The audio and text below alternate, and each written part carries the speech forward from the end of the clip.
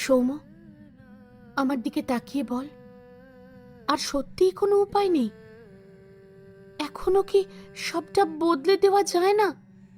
সবে তো আজ আমার আশীর্বাদ হয়েছে। উপায় নেই রে অনন্যা। ভালোবাসতে গেলে শুধু অনুভূতি আর মন থাকলেই যথেষ্ট, কিন্তু সংসার করতে গেলে লাগে টাকা আর সামাজিক পরিচয়। আমাদের দুজনেরই এখনো চাকরি নেই। তোকে আগলে রাখার মতো কোনো ছাদ আমার মাথার উপরে নেই। তার চেয়ে তোর বাড়ির লোক যার সঙ্গে বিয়ে ঠিক করেছে সেই সম্ভ্রান্ত পরিবারে তুই অন্তত সুখে থাকবি, এটাই বাস্তব। সুখে থাকবো? তুই কি সত্যি বিশ্বাস করিস আমি অন্য কারোর সঙ্গে সুখে থাকবো? ঠিক আছে, আজই তাহলে সব শেষ। এরপর থেকে আর কোনো যোগাযোগ রাখবি না আমার সঙ্গে। কোনো দিন আমাদের আর দেখা হবে না। এই এই শেষ দেখা। দেখা হবে তোরে, তোর বিয়ের দিন দেখা হবে। তোর মনে আছে তুই বলেছিলি তোর একটা হাত ঘড়ির খুব শখ? আমার হাত খরচের টাকা জমিয়ে এই দেখ, এই ঘড়িটা তোর জন্য এই একটা ঘড়ি কিনেছি। ওটা দিয়ে তোর বিয়েতে কবজি ডুবিয়ে খেতে আসবো। তুই একটা কাপুরুষ। ভালোবাসার সাহস তোর আছে, অথচ সেই ভালোবাসাকে পরিণতি দেওয়ার যোগ্যতা তোর নেই। তুই আসলে একটা অপদার্থ। ঠিকই বলেছিস, আমি আমি কাপুরুষ।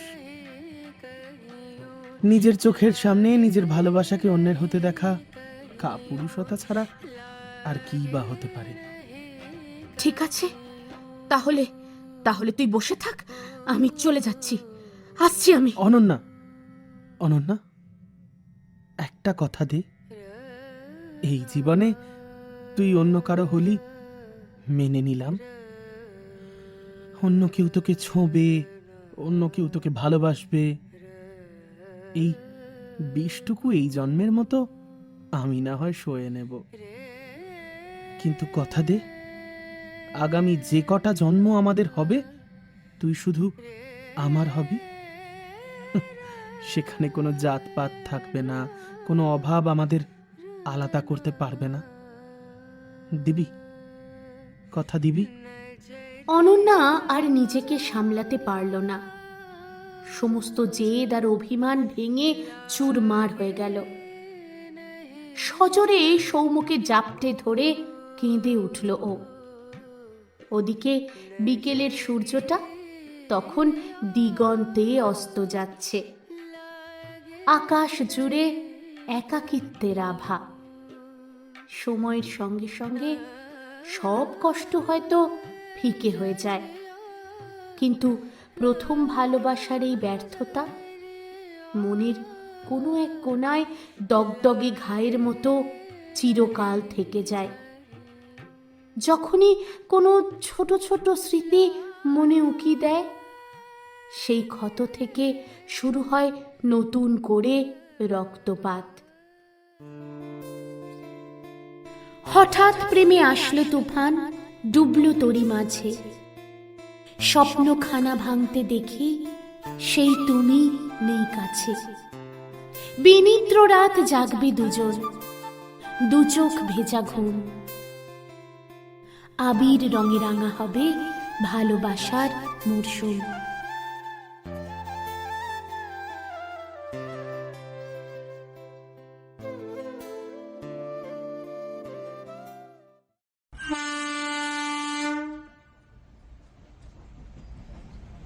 ট্রেনের জানলার ধারের সিটটা অনন্যার খুব প্রিয়। ধাবমান গাছপালা আর সর্ষে ক্ষেতের দিকে তাকিয়ে থাকলে মনে হয় সেও যেন সময়ের সাথে কোথাও পালিয়ে যাচ্ছে। পরনে সাধারণ একটা তাঁতের শাড়ি, কপালে লেপ্টে যাওয়া সিঁদুর। ওর খসখসে আঙুলগুলো আর ছুটে যাওয়া মেরুন নেল পলিশ জানান দেয় গত 4 বছরে অনন্যার জীবন থেকে বসন্ত বিদায় নিয়েছে। পড়ে আছে শুধু সংসারের অন্তহীন ঘানি। উল্টো দিকের যাত্রী একজন বয়স্ক মহিলা অনন্যাকে আপাদ মস্তক খুঁটিয়ে দেখে। তারপর পান খেয়ে লাল হয়ে যাওয়া দাঁতটা বের করে একটু হেসে জিজ্ঞাসা করে, বাপের বাড়ি যাচ্ছ বুঝি? তো আশেপাশে তো কাউকে দেখছি না, একাই যাচ্ছ বুঝি? জানলার বাইরে তাকিয়ে খুব নিচু স্বরে অনন্যা বলল। হ্যাঁ। সামান্য উত্তরে হয়তো অনন্যা খানিকটা এড়িয়েই যেতে চাইছিল, কিন্তু বৃদ্ধা তো থামার পাত্রী নন। তিনি আরও গলার স্বর চড়িয়ে জিজ্ঞাসা করলেন, তা কোথায় তোমার বাপের বাড়ি? আবারও অনন্যার সংক্ষিপ্ত উত্তর, চুচুড়া। ও চুচুড়ো, সে তো অনেকটা পথ।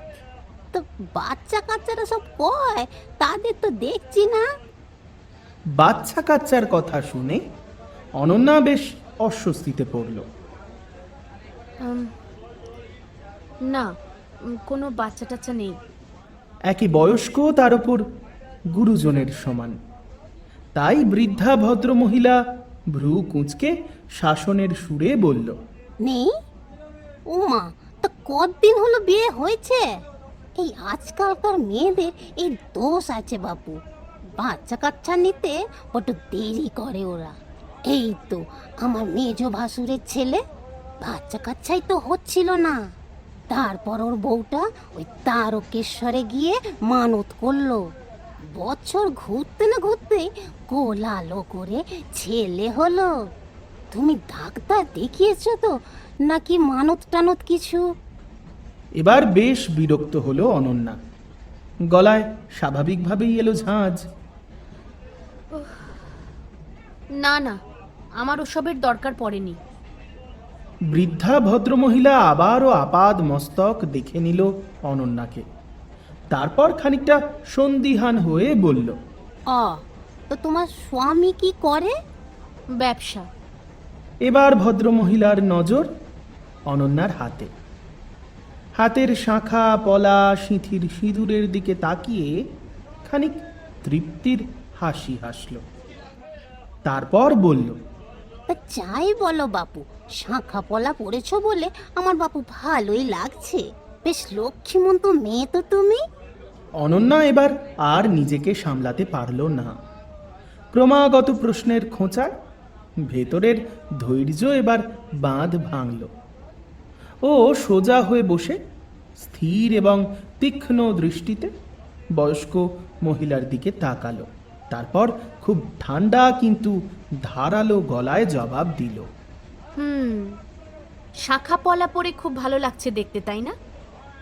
তা আমি একা যাচ্ছি না আমার স্বামী সঙ্গে যাচ্ছেন, আমার বাচ্চা কাচ্চা কেন হচ্ছে না, এসব জেনে আপনার কি কোনো বিশেষ উপকার হলো? না না না, আমি তো ভালোবেসে জিজ্ঞেস করলাম। বাসবেন না, বেশি ভালো না বাসবেন না। এত ভালোবাসা না আমার ঠিক সহ্য হয় না। এই যে দেখছেন আমার নেল পলিশের অর্ধেকটা চটে গেছে, ওটুকু তোলারও না আমি সময় পাই না। এই যে সিঁদুর শাঁখা পলা দেখছেন, এগুলো না আমার কাছে খানিকটা শেকলের মতো। ভোর 4টে উঠে আমাকে রান্না শুরু করতে হয়, মধ্যরাত পর্যন্ত খাটুনি।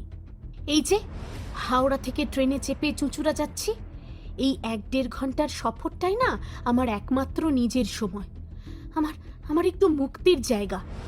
ভেবেছিলাম এইটুকু সময় আমায় কেউ প্রশ্ন করবে না, কিন্তু না, এখানেও শুরু হয়ে গেল।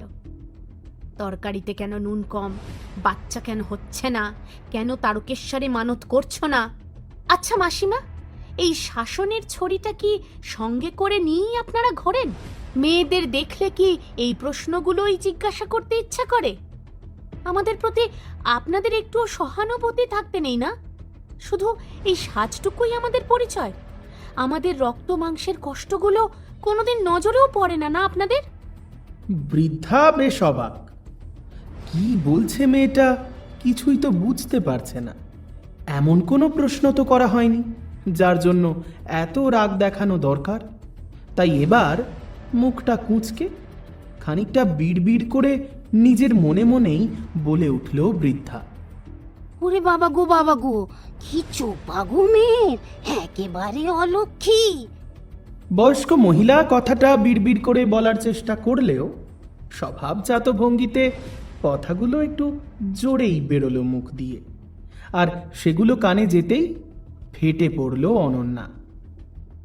দেখলেন তো, এতক্ষণ মুখ বুজে আপনার হাজারটা বাজে কথা সহ্য করছিলাম বলে আমি খুব লক্ষ্মী মেয়ে ছিলাম, আর যেই নিজের অধিকার নিয়ে দুটো কথা বললাম অমনি আমি অলক্ষ্মী হয়ে গেলাম। অদ্ভুত আপনাদের বিচার। আপনার কথা শুনে না এখন আর আমার রাগই হচ্ছে না, বরং আপনার পরিবারের মেয়ে বউদের জন্য না আমার মায়া হচ্ছে। বেচারিরা সারা দিন আপনার এই শাসনের জাঁতাকলে পিষ্ট হচ্ছে। আমি বাজি রেখে বলতে পারি তারাও ঠিক আমার মতোই সুযোগ পেলে না পালিয়ে যাওয়ার পথ খুঁজে নেবে। একটু একটু শান্তিতে নিঃশ্বাস নেওয়ার জায়গা নেই। অনন্যার এহেন ঝাঁঝালো যুক্তিতে দু চারজন যাত্রী খানিক ঘাড় ঘুরিয়ে দেখছে। তবুও অনন্যা কিন্তু থামেনি, স্পষ্ট করে তার নিজের কথাগুলো বলে চলল। আপনিও তো একটা সময় কারোর বাড়ির বউ ছিলেন, হয়তো আপনিও নিজের শাশুড়ির কাছে ভালো ব্যবহার পাননি। সেই শোধ কি এখন নিজের বাড়ির বউদের ওপর বা ট্রেনের অচেনা মেয়েদের ওপর নিচ্ছেন? কি পান বলুন তো এতে? নিজের যন্ত্রণা অন্যের ওপর চাপিয়ে দিয়ে কি খুব শান্তি পাওয়া যায়? এইবার মহিলা একেবারে চুপ করে গেল। তার সাজানো সংস্কারের দেওয়ালে এমন সজোরে ধাক্কা বোধহয় এর আগে কেউ দেয়নি। তার ঠোঁটগুলো থরথর করে কাঁপছে, না কোনো শব্দও বেরোচ্ছে না। মেয়েটি আর একটা সেকেন্ডও সেখানে অপচয় করল না। জানলার বাইরে তাকাতেই দেখল ট্রেনের গতি কমছে। স্টেশনের হলুদ বোর্ডটা আবছা দেখা যাচ্ছে। স্পষ্ট তার অতি পরিচিত স্টেশন চন্দননগর। আর মাত্র একটা স্টপেজ পরেই চুঁচুড়া নামতে হবে তাকে। তাই কাঁধের ব্যাগটা সামলে এগিয়ে গেল নামার দরজার দিকে। চুঁচুড়া স্টেশন নেমে ভিড় ঠেলে যখন বাইরে এলো অনন্যা, তখন এক ঝাঁক টোটোওয়ালা ওকে ঘিরে ধরল। সেই পরিচিত শোরগোল, দিদি কোথায় যাবেন? কিন্তু সেদিকে ফিরেও তাকালো না ও। এই যান্ত্রিক শব্দ আর হুড়োহুড়ি থেকে ওর মনটা কোথাও দূরে হারিয়ে যেতে চাইছে। একটু দূরে দেখলো একটা হুড খোলা পুরনো রিকশো দাঁড়িয়ে। এখানকার টোটোর দাপটে এই 3 চাকার যানগুলো প্রায় বিলুপ্তির পথে। তবুও রিক্সা দেখলেই ওর একটা অদ্ভুত মায়া হয়। হয়তো কয়েকটা টাকা বেশি খরচ হয়, কিন্তু তবু রিক্সাই পছন্দের। রিক্সায় উঠলেই ওর মনে হয় অন্তত এই কয়েকটা মুহূর্তের জন্য হলেও পৃথিবীটা ওর নিজের গতিতে চলছে। রিক্সায় উঠে ধপ করে বসল ও, মনে মনে হাসল। এই মুহূর্তে ওর বড্ড মনে হচ্ছে এই পৃথিবীতে সবচেয়ে বড় সুখী ও এখন। তার কারণ এই রিক্সার পাশের যে সিটটা, সেটাও ওর একারই। আসলে সংসারে ওর নিজের বলতে কোনোদিনই একটু জায়গা ছিল না। বিছানার অর্ধেকটা স্বামীর, ডাইনিং টেবিলের দখল সবার, এমনকি আলমারির তাকেও নিজের বলতে বিশেষ কিছু নেই। অথচ আজ এই রিক্সার সিটটায় কোনো ভাগিদার নেই। কেউ ওর গায়ে গা লাগিয়ে বসবে না, কেউ ওকে একপাশে চেপে দিয়ে নিজের রাজত্ব কায়েম করতে চাইবে না। আজ এই চওড়া গদিতে ও একেবারে রাজকন্যার মতো আয়েশ করে বসতে পারে। রিক্সা চলতে শুরু করলো। এতক্ষণে ওর বুক চিরে একটা দীর্ঘশ্বাস বেরোলো। হাওড়ায় সেই বদ্ধ ঘর, শাশুড়ির তিতকুটে কথা, স্বামীর উদাসীনতা, সব যেন ওই ট্রেনের কামরাতেই ফেলে এসেছে ও। নিজের রুক্ষ হাতের আঙুলগুলো এবার রিকশার হাতলের ওপর আলতো করে রাখল। নেল পলিশটা এবড়ো খেবড়ো হোক, হাতটা খসখসে হোক, তাতে আজ আর ওর কিছু যায় আসে না। এই মুহূর্তটা শুধু ওর একার। ওই বয়স্ক মহিলার কাছে যে অলক্ষীর তকমা পেয়েছে, ওটা আজ ওর কাছে মেডেলের মতো। হ্যাঁ, অলক্ষী সই, অন্তত খোলা আকাশের নিচে মনটা তো মুক্ত। বিকেলের আলোটা ফুরিয়ে আসছে, আকাশটা আবিরের মতো লাল হয়ে উঠছে। রিকশায় হেলান দিয়ে চোখ দুটো বুঝল অনন্যা। বাপের বাড়ি পৌঁছতে এখনো 15 মিনিট। শহরের কোলাহল তখন ফিকে হয়ে আসছে ক্রমশ। চারিদিকের দৃশ্যপট এখন গ্রাম্য ছোঁয়া। আসলে স্টেশন থেকে বের হয়ে বাঁ দিকের রাস্তাটা সোজা চলে গেছে ফার্ম এলাকা পেরিয়ে। এই জায়গাটা বড়ই শান্ত আর নিরিবিলি। ওদের গলিটা বেশ সরু। ব্যাগ থেকে টাকা বের করে যখন ভারী ট্রলি ব্যাগটা নিয়ে ক্লান্ত পায়ে কি করে এগোবে ভাবছে অনন্যা, ঠিক তখনই সময় যেন মুহূর্তের জন্য থমকে দাঁড়িয়ে পড়ল। উল্টো দিক থেকে হেঁটে আসছে এক পরিচিত অবয়ব। 4 বছর। এই 4 বছরে কতবার বাপের বাড়ি এসেছে অনন্যা, চুপি চুপি কতবার খুঁজেছে এই চেনা মুখটাকে, কিন্তু দেখা মেলেনি। আজ যখন কোনো প্রস্তুতি ছাড়াই রণক্লান্ত হয়ে ফিরে এসেছে, ঠিক তখনই মানুষটা ওর সামনে এলো। সৌম্য।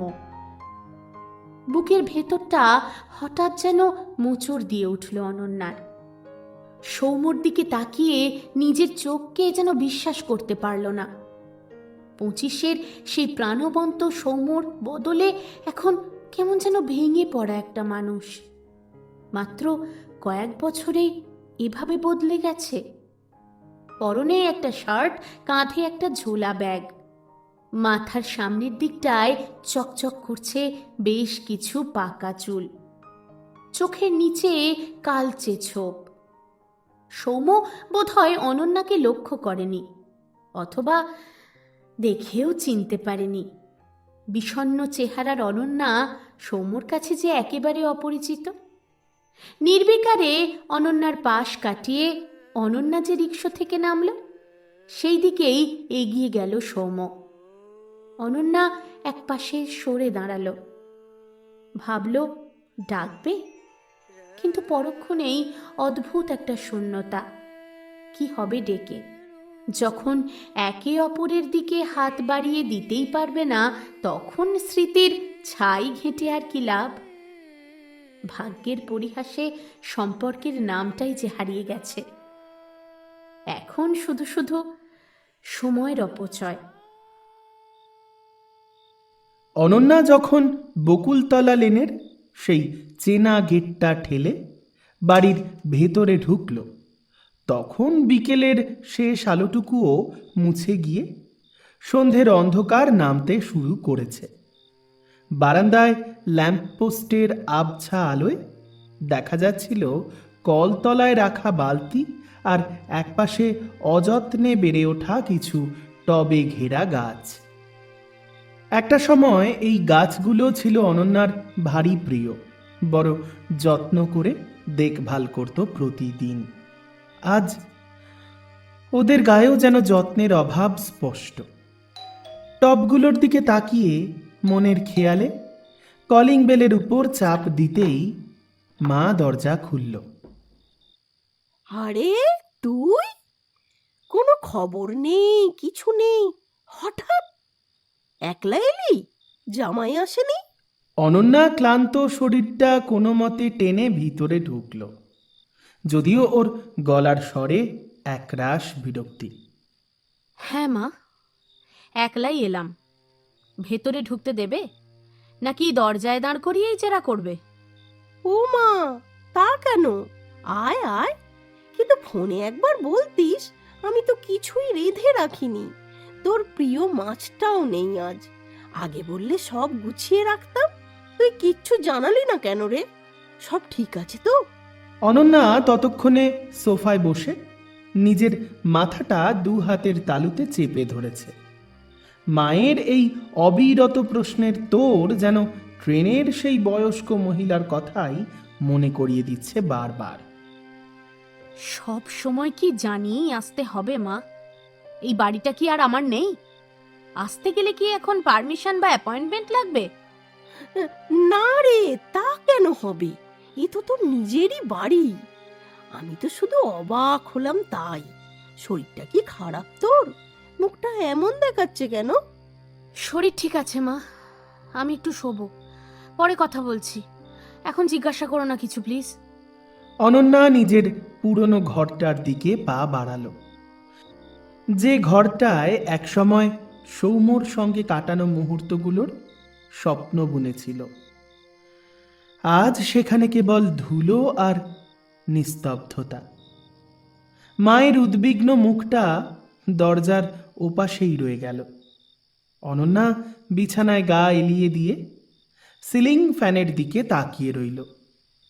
বাইরের অন্ধকারে ঝিঁঝি পোকার ডাক শোনা যাচ্ছে।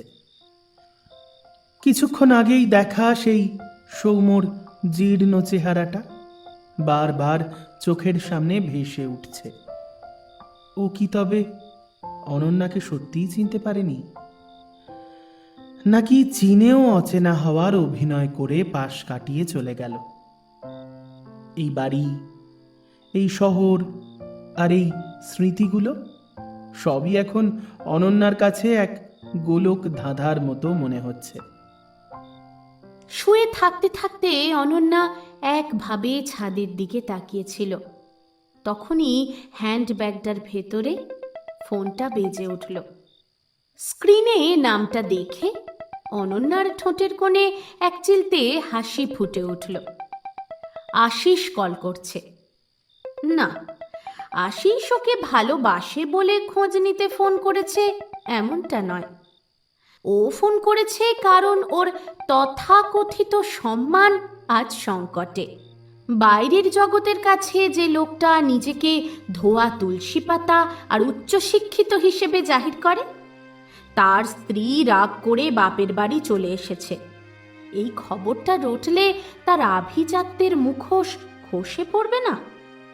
আশিস জানে মধ্যবিত্ত মা বাবারা কত অসহায়। অনেক খরচ করে মেয়েকে সম্ভ্রান্ত ঘরে পাঠিয়েছেন তারা। একটু ডিভোর্সের ভয় দেখালে বা শ্বশুর শাশুড়িকে দুটো কড়া কথা শোনালেই তারা নিজেরাই সুরসুর করে মেয়েকে বুঝিয়ে শুনিয়ে আবার ওই নরকে পাঠিয়ে দিয়ে আসবে। আশিসের অঙ্কটা ভীষণ পরিষ্কার। ও ভাবে মেয়েরা হলো পুতুল টাইপের, দুটো চড়থাপ্পড় আর লাথি মারলে ওরা সাময়িক একটু কাঁদবে, কিন্তু দিন শেষে ওই আলতা সিঁদুর ঘর কন্যা সংসার করতে করতেই কাটিয়ে দেবে। তারপর একটা বাচ্চা হয়ে গেলে সব ঝামেলা শেষ। মেয়েটা তখন শিকলহীন কয়েদি হয়ে সারা জীবন খাঁচায় পড়ে থাকবে। এইসব ভাবছিল অনন্যা, কিন্তু তার মাঝখানেই ফোনটা কেটে গেল। একবার ভাবল কল ব্যাক করবে, কিন্তু পরক্ষণে গত বেশ কিছু রাতের কথা মনে পড়ে যেতেই ওর হাতটা আপনা আপনি থেমে গেল। মাথার পাশটা দপদপ করে যন্ত্রণা করে উঠল। পেটের ডান দিকের জায়গাটা এখনো মোচড় দিয়ে উঠছে ব্যথায়। কাল রাতে আশিসের সজোরে মারা লাথিটা ঠিক ওখানেই লেগেছিল। ব্যথার চেয়েও বেশি কষ্ট অনন্যার মনে। অন্ধকার ঘরে বালিশটা আঁকড়ে ধরতেই দু চোখ বেয়ে নোনা জল গড়িয়ে পড়ল। মনে পড়ে গেল ছোটবেলার এক বর্ষাকালের কথা। উঠোনে খেলতে গিয়ে পায়ে একটা লাল পিঁপড়ে কামড়ে দিয়েছিল। সারা রাত ঘুমোতে পারেনি। পাছে মেয়েটার জ্বর আসে, তাই বাবা মাথার কাছে বসেছিল সারা রাত। সেই বাবা আর জানলই না তার আদরের মেয়েটার শরীরের নীল দাগগুলো কোনো পিঁপড়ের কামড় নয়, এগুলো সেই ভালো ঘর আর ভালো পাত্রের দেওয়া উপহার।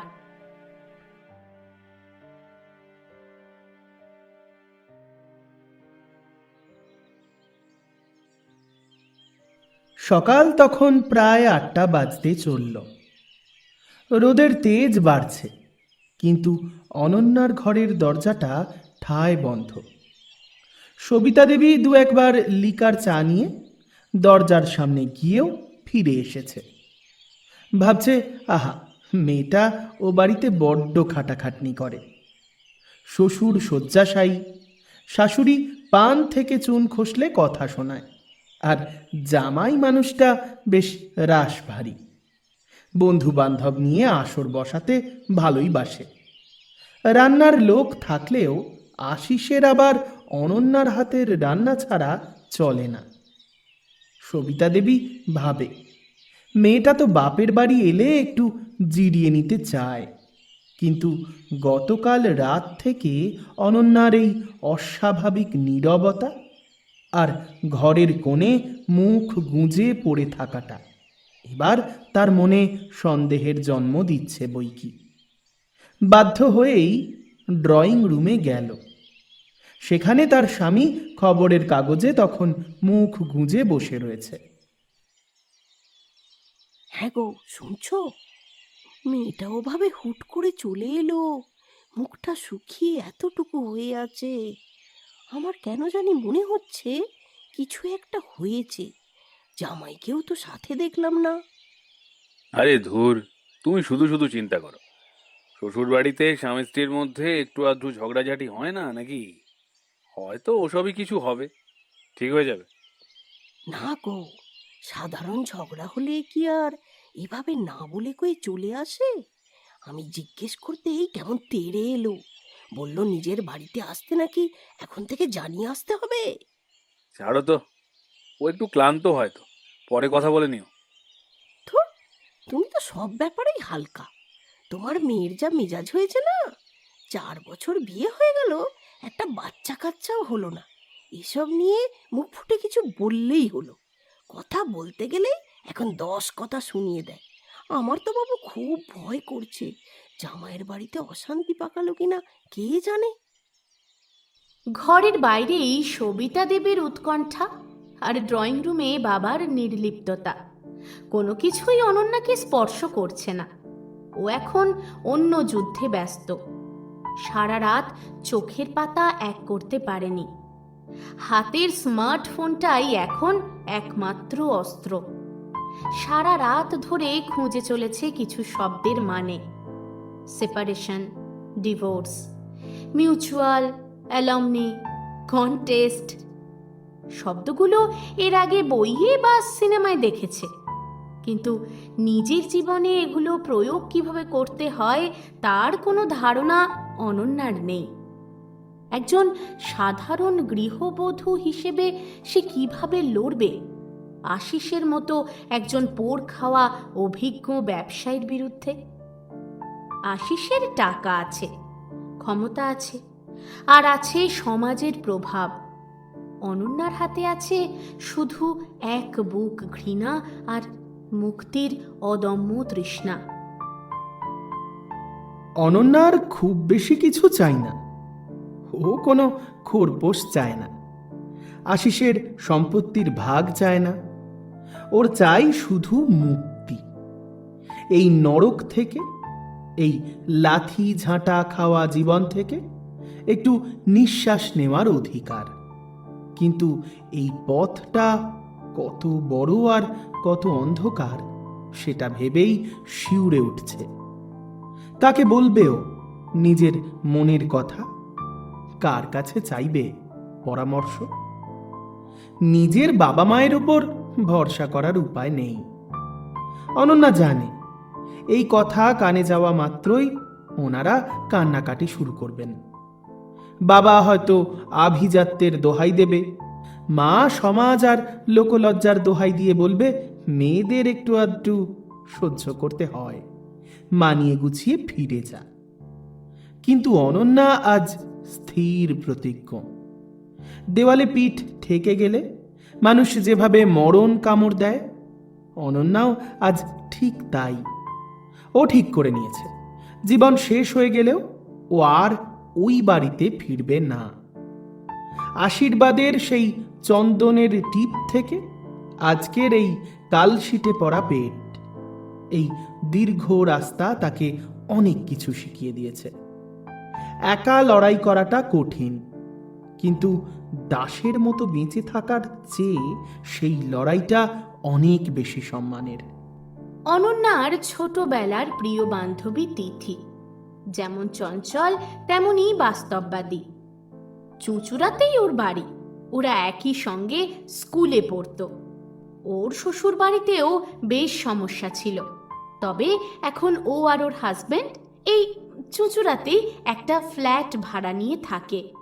এখন ওরা বেশ ভালো আছে। অনেক ভেবেচিন্তে তিথিকেই ফোনটা করলো অনন্যা। কিরে অনু, কতদিন পর ফোন করলি? তুই তো একেবারে ডুমুরের ফুল হয়ে গেছিস। চুচুড়ায় এসেছিস নাকি? গলাটা একটু ধরে এলো অনন্যার। হ্যাঁ রে তিথি, কাল রাতেই এসেছি। একটা খুব জরুরি কথা ছিল তোর সঙ্গে। তুই কি একটু সময় দিতে পারবি? কি হয়েছে রে অনু? তোর গলাটা এমন শোনাচ্ছে কেন?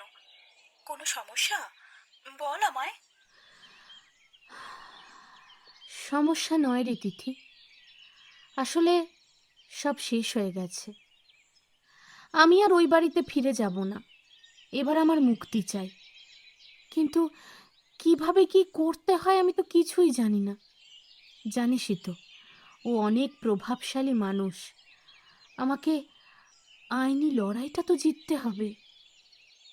এই কথা শুনে কিছুক্ষণ চুপ করে রইল তিথি।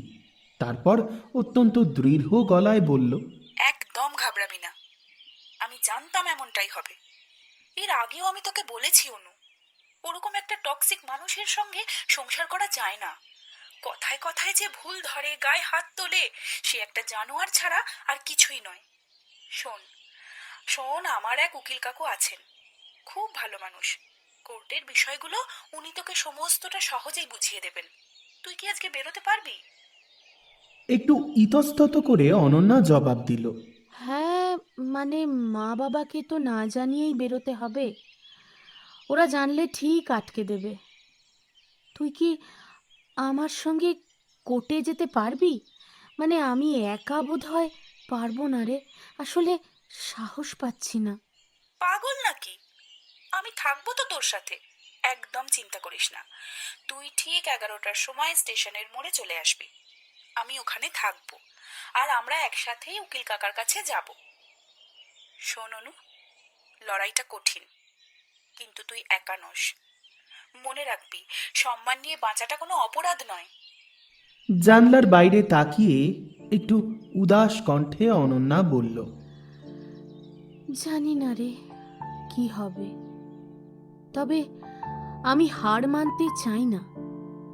লাথি খেয়ে বেঁচে থাকার চেয়ে লড়ে মরা অনেক ভালো। ব্যাস, এই তেজটাই চাই। তুই তৈরি হয়ে নে, আমি আসছি।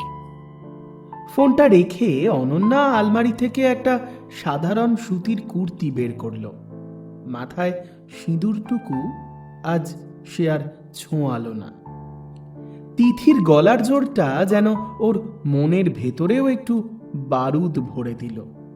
ও জানে বাড়ির গেটটুকু পেরোলেই শুরু হবে ওর এক নতুন যুদ্ধ, যেখানে একদিকে থাকবে বিশাল প্রতিপত্তি আর টাকা, আর অন্যদিকে থাকবে শুধু একজন নারীর আত্মসম্মান ফিরে পাওয়ার লড়াই। কিন্তু কোর্টে গিয়ে হলো আর এক সমস্যা। ওরা জানতে পারলো যে আজকে কোর্টে কোনো কাজ হবেই না। উকিল কাকু ওদের আগামীকাল নিজের বাড়িতে চেম্বারে আসতে বলল। তাই শেষ পর্যন্ত কোর্ট থেকে বেরিয়ে অনন্যা জোর করেই তিথিকে টোটোয় তুলে দিল। তিথি যদিও বারবার বলছিল ওর সাথেই থাকবে, কিন্তু অনন্যা রাজি হলো না। ওর এখন টাকার খুব দরকার। ব্যাগের ভেতরে কয়েকটা ছোটোখাটো গয়না আছে, বাপের বাড়িরই দেওয়া। ওগুলো বিক্রি করে কিছু নগদ টাকা জোগাড় করতে হবে। কিন্তু কাজটা করতে হবে খুব সাবধানে, কারণ চুঁচুড়ার এই এলাকায় ওর বাবাকে অনেকেই চেনে। তিথিকে বিদায় দিয়ে অনন্যা চড়া রোদের মধ্যে হাঁটতে শুরু করলো। ব্যাগটা কাঁধে শক্ত করে চেপে ধরে ও ভাবছিল কোন দোকানে গেলে চেনা কারোর চোখেও পড়বে না। ঠিক সেই সময় ভিড়ের শব্দ ছাপিয়ে একটা চেনা কণ্ঠস্বর ওর কানে এলো। অনন্যা, অনন্যা! পা দুটো থমকে গেল অনন্যার। পিছন ফিরে তাকিয়ে দেখল সৌম্য। 4 বছর পর কাল ওকে প্রথম দেখেছিল দূর থেকে, আর আজ মুখোমুখি। সৌম্য বেশ ইতস্তত করেই বলল, আরে, তুই এখানে কোথায় যাচ্ছিস? অনন্যার মুখে কথাগুলো যেন আটকে যাচ্ছিল। কোনো রকমে জড়তা কাটিয়ে ও বলল, আমি মানে ওই একটু জুয়েলারি শপে যাচ্ছিলাম, একটা জিনিস কেনার। তুই তুই এখানে? ওই আমাদের পুরনো বাড়িটা বিক্রি করে দেব রে, সেই কাজ মেটাতেই তো আসা। আমি তো এখন আর এখানে থাকি না, এখন তো নবদ্বীপে থাকি। ওখানে একটা ওই প্রাইমারি স্কুলে চাকরি পেয়েছি। ভাবছি ওখানেই একটা ছোটখাটো বাড়ি দেখে শুনে কিনে নেব আর কি। নবদ্বীপে থাকিস? ও, চাকরিটা তাহলে তোর হয়ে গেছে? হ্যাঁ, ওই কোনো মতে চলছে এখন। আমার কথা ছাড়, তুই কেমন আছিস? এই খুব রোগা হয়ে গেছিস মনে হচ্ছে। হ্যাঁ, একার কাঁধে সংসার, খাটনি অনেক। দুজনের মধ্যে এক পাহাড় প্রমাণ জড়তা। কত কথা বলার ছিল, অথচ শব্দরা আজ পথ হারিয়েছে। সৌম্যর চোখের দিকে তাকিয়ে অনন্যার মনে হলো মানুষটা যেন শান্ত হয়েছে, কিন্তু সেই সঙ্গে ভেতরে কেমন যেন একটা উদাসীনতাও বাসা বেঁধেছে। হ্যাঁ, তাই তো। আচ্ছা, আমি তাহলে আসি রে। ওই রেজিস্ট্রি অফিস, ওখানে কিছু কাজ আছে। ভালো থাকিস, কেমন? ভালো থাকিস। অনন্যার মুখ দিয়ে শুধু একটা শব্দই বের হলো, সাবধানে যাস। হ্যাঁ, হ্যাঁ, হ্যাঁ, হ্যাঁ, হ্যাঁ, ঠিক আছে।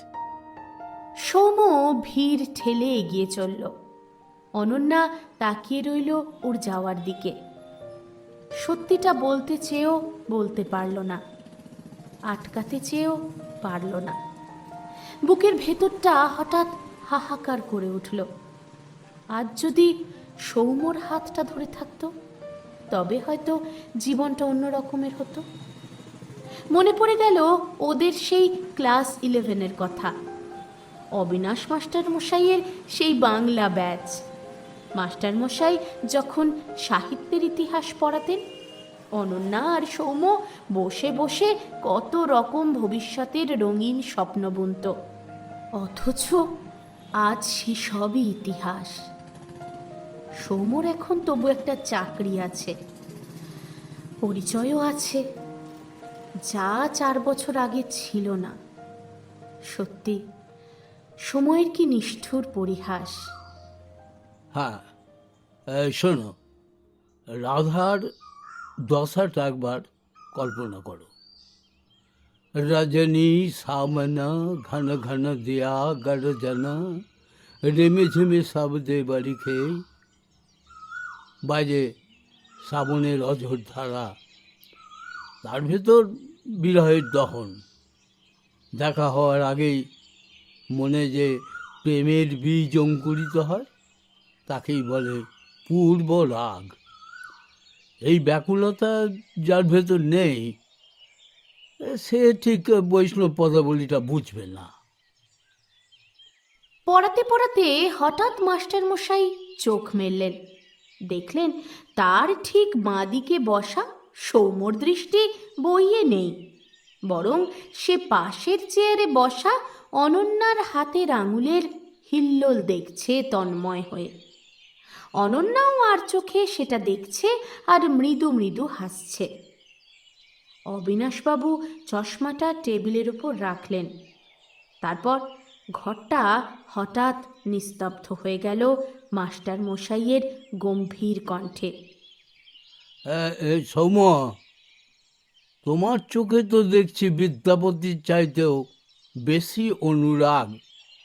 তা বলো তো দেখি, রাধার এই পূর্ব রাগ কি কেবল জানলার ওপারে মেঘ দেখা, নাকি পাশের চেয়ারে তাকিয়ে থাকা? সৌম্য যেন বৈদ্যুতিক শক খেল, অপ্রস্তুত হয়ে তড়াক করে দাঁড়িয়ে উঠল। আগে দাদু, মানে মানে স্যার, না না, মানে আমি তো শুনছিলাম। কি শুনছিলে? আমার কথা নাকি নিজের মনের স্পন্দন? তা অনন্যার খাতার দিকে এত মন দিলে কি আর বিদ্যাপতি মাথায় ঢুকবে? অনন্যা লজ্জায় কুঁকড়ে গিয়ে মাথা নিচু করে রইল। বাকি 2-3 ছাত্রছাত্রী মুখ টিপে হাসছে। মাস্টার মশাইয়ের মুখভঙ্গিতে এবার একটা বিষণ্ণ কাঠিন্য ফুটে উঠল। বসো বসো, আমার বয়স 70 পার হয়েছে। তোমাদের চোখের ভাষা বুঝতে আমার ডিকশনারি লাগে না। শোনো একটা কথা, এই যে বয়সের দোষে এখন যাকে সব থেকে জরুরি মনে হচ্ছে, সেই জীবনের একটা মরীচিকা ছাড়া আর কিচ্ছু নয়। সৌম্য মাথা নিচু করে দাঁড়িয়ে রইল। মাস্টার মশাই টেবিলের উপর একটু ঝুঁকে নিচু স্বরে বলল, মনে রেখো বাবা, জীবনটা চণ্ডীদাসের কবিতা নয়, বাস্তব বড় নির্মম। আজ তুমি পড়াশোনা ছেড়ে যার দিকে তাকিয়ে আছো, কাল তোমার পকেটে যখন টাকা থাকবে না, বেকার হয়ে রাস্তায় রাস্তায় ঘুরবে, তখন এই অনন্যাই তোমাকে আর পাত্তা দেবে না। এই সংসারের নিয়ম বুঝলে? মেয়েরা বা তাদের পরিবার শেষ পর্যন্ত একটা নিরাপত্তা খোঁজে। সারা জীবন মনে রাখবে, যদি নিজের পায়ে না দাঁড়াও, তবে যাকে জীবন দিয়ে ভালোবাসছো সেও তোমার থাকবে না। একটা প্রবাদ আছে, অভাব যখন দরজা দিয়ে ঢোকে, ভালোবাসা তখন জানলা দিয়েই পালিয়ে যায়। তাই যদি কাউকে ভবিষ্যতে সত্যি পাশে পেতে চাও, তবে আগে বইয়ের পাতায় মন দাও। মানুষ না হলে মীরার ভজনও তোমার কপালে জুটবে না। সৌম্য মাথা নিচু করে দাঁড়িয়ে রইল। ঘরটা তখন একদম থমথমে। মাস্টার মশাই আবারও বইটা টেনে নিল। আচ্ছা চলো, অনেক তো জীবন দর্শন হলো। এবার খাতা বের করো আর এই পূর্বরাগের সংজ্ঞাটা একটু লিখে নাও। এতক্ষণ অতীতেই হারিয়েছিল অনন্যা। ঝপ করে বাস্তবের মাটিতে যখন এলো, তখন ও দাঁড়িয়ে আছে একটা সোনার দোকানের পালিশ করা কাঁচের দরজার সামনে। ভেতরে আলো ঝলমল করছে। নতুন গয়না কেনার আনন্দে হাসি মুখে বসে আছে কিছু মানুষ। আর অনন্যার ব্যাগে থাকা গয়নাগুলো আজ আনন্দের স্মারক নয়, সেগুলো স্রেফ বেঁচে থাকার রসদ। হঠাৎ করেই একটা তীব্র অনিচ্ছা ওকে ঘিরে ধরল। না, আজ আর ভালো লাগছে না। মানসিক জোর এই মুহূর্তে প্রায় শেষ। আসলে সৌম্যর সঙ্গে ওই কয়েক মিনিটের দেখা হওয়াটা যেন ওর ভেতরের সবটুকু শক্তি শুষে নিয়েছে। মনে পড়ছে 5 বছর আগের সেই বিকেলটা, যেখানে দুজনেই এক বিন্দুতে দাঁড়িয়েছিল, দুজনেই নিঃস্ব রিক্ত। কিন্তু আজ সৌম্য ওর জীবনে সফল। তার একটা পরিচয় আছে, সম্মানজনক চাকরি আছে, সে এখন নিজের বাড়ি করার স্বপ্ন দেখছে, হয়তো নবদ্বীপে তার একটা সাজানো সংসারও আছে। কোনো এক শান্ত মেয়ে তার জন্য অপেক্ষায় বসে থাকে। আর অনন্যা, তথাকথিত সম্ভ্রান্ত পরিবারের ঘেরাটোপে থেকেও ও আজ পথের ভিখারি। হাত খরচের টাকা জমিয়ে ঘড়ি কেনা সেই সৌম্য আজ নিজেকে গড়ে নিয়েছে। আর এক বুক স্বপ্ন নিয়ে ঘর করতে গিয়েছিল অনন্যা, আজ সেই অনন্যাই নিজের অস্তিত্বটুকুও হারিয়ে ফেলেছে। আচ্ছা, সব ঝড় কেন ওর উপর দিয়েই গেল? সৌম্য আজ মাথা উঁচু করে নিজের বাড়ি বিক্রি করবে, তাই এসেছে। আর অনন্যা চোরের মতো নিজের গয়না বিক্রি করছে। দুটোই তো ওদের নিজেদের জিনিস, তাও এতটা পার্থক্য কেন? আজ ঘুমটা বড্ড তাড়াতাড়ি ভেঙে গেল অনন্যার। ভোরবেলা পাখিদের ডাক আর সেই সঙ্গে জানলার ফাঁক দিয়ে আসা আলোটা ওকে যেন ডেকে তুলেছে। ছোটবেলার সেই আম বাগান, মাঝখানে টলটলে জলের সেই ছোট্ট পুকুরটা, ওখানেই তো ছড়িয়ে আছে কৈশোরের সবটুকু মায়া। ওখানেই তো এক তপ্ত দুপুরে কাঁপা কাঁপা গলায় সৌম্য প্রথম বলেছিল, অনন্যা, তোকে ছাড়া আমি আর অন্য কাউকে ভাবতে পারছি না। আজ খুব ইচ্ছে করছে একবার সেই পুরনো জায়গাটা থেকে ঘুরে আসতে, শরীর আর মনের ক্লান্তি ধুয়ে ফেলতে। তড়িঘড়ি বিছানা ছাড়লো অনন্যা, পোশাক পরিবর্তন করলো। আলমারির একদম নিচে থাকা সেই সবুজ পাড়ের সাদা সুতির শাড়িটা বের করলো। এই শাড়িটা ওর আর সৌম্যর দুজনেরই প্রিয় ছিল।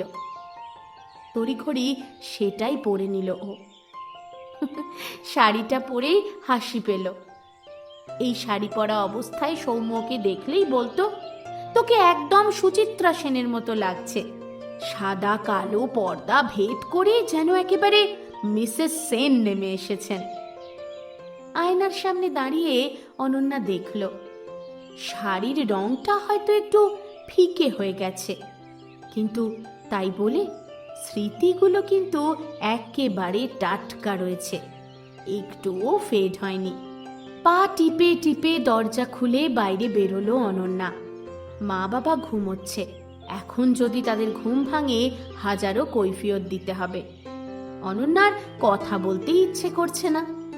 ওর মনে পড়ে গেল সেই সব দিনের কথা, যখন এইভাবেই পা টিপে টিপে বেরোতো বাড়ি থেকে। মনের ভিতরে কেমন একটা ধুকপুক করতো সবসময়। মনে হতো বাগানের ওই মোড়টাতে ফিরলেই সৌম্য বোধ হয় বই হাতে দাঁড়িয়ে থাকবে। কিন্তু আজ আর কি সেটা সম্ভব? ভোরের কুয়াশা মেখে থাকা আমবাগানটা এখনো ঠিক আগের মতোই আছে। পুকুরের শান্ত স্থির জলে গাছের ছায়াগুলো যেন পুরনো কোনো স্মৃতির পাণ্ডুলিপি। অনন্যা পা টিপে টিপে পুকুর পাড়ে গিয়ে দাঁড়ালো। ভোরের এই নির্জনতায় বুকের ভেতরের পাথরটা যেন একটু হালকা মনে হচ্ছে। বহুদিন পর আজ মনের সুখে একটা রবীন্দ্রসঙ্গীত গুনগুন করতে শুরু করলো।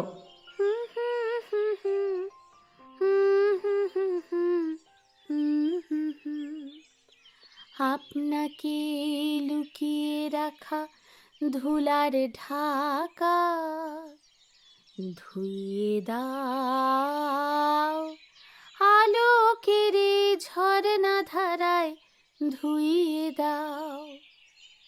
যে জন আমার মাঝে লুকিয়ে আছে ঘুমের জালে, আজ এই সকালে ধীরে ধীরে তার কপালে এই নবীন আলোর সোনার কাঠি ছুঁয়ে দাও। বিশ্ব হৃদয় হতে হাওয়া আলোয় থমকে দাঁড়িয়ে পড়ল অনন্যা। পিছন ফিরেই অবাক হয়ে গেছে। সৌম্য এক দৃষ্টে তাকিয়ে আছে অনন্যার দিকে। কতক্ষণ ধরে টেরই পায়নি অনন্যা। এটা কি সত্যি নাকি স্বপ্ন? বাহ, তোর গলা তো এখনো সেই আগের মতোই আছে। এখনো প্র্যাকটিস করিস বুঝি? হুম, তুই এত সকালে এখানে? হ্যাঁ, ওই একটু হাঁটতে বেরিয়েছিলাম। এদিক দিয়ে যাওয়ার সময় হঠাৎ দেখলাম দূর থেকে সাদা শাড়িতে কেউ একজন দাঁড়িয়ে আছে। জানিস তো, এই রংটা দেখলেই কেন যেন তোর কথা মনে পড়ে যায়। তাই পা দুটো আর মানল না, এগিয়ে এলাম। তা একা মানে তোর হাজব্যান্ড আসেননি তোর সাথে? হাজবেন্ড শব্দটা অনন্যার কানে তপ্ত সীসার মতো লাগলো। আশিসের সেই পৈশাচিক রূপটা মুহূর্তের জন্য মনে পড়ে গেল। তীব্র ঝাঁঝালো স্বরে বলে উঠল অনন্যা, কেন?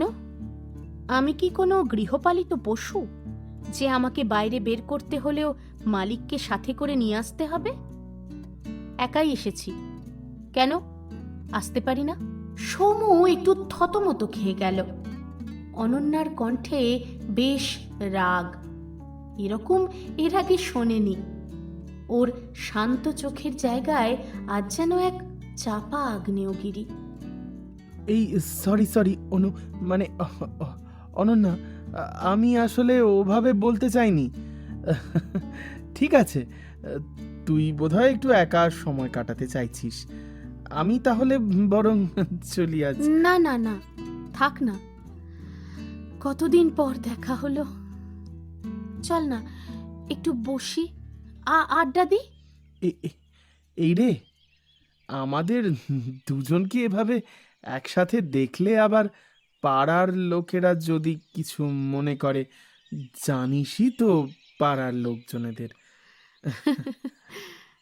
তুই এখনো পাড়ার লোকেদের কথায় ভয় পাস সৌম্য? আমি এখন আর ওসবের ধার ধারি না।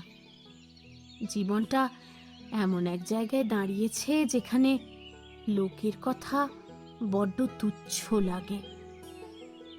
সৌম্য লক্ষ্য করল অনন্যার হাসিতে কোনো প্রাণ নেই। সেই ছটফটে মেয়েটা যেন কোথায় হারিয়ে গেছে। একসময় সোশ্যাল মিডিয়াতে অনন্যার ঝলমলে সুখী ছবি দেখা যেত, ইদানিং সেসব আর দেখতে পায় না।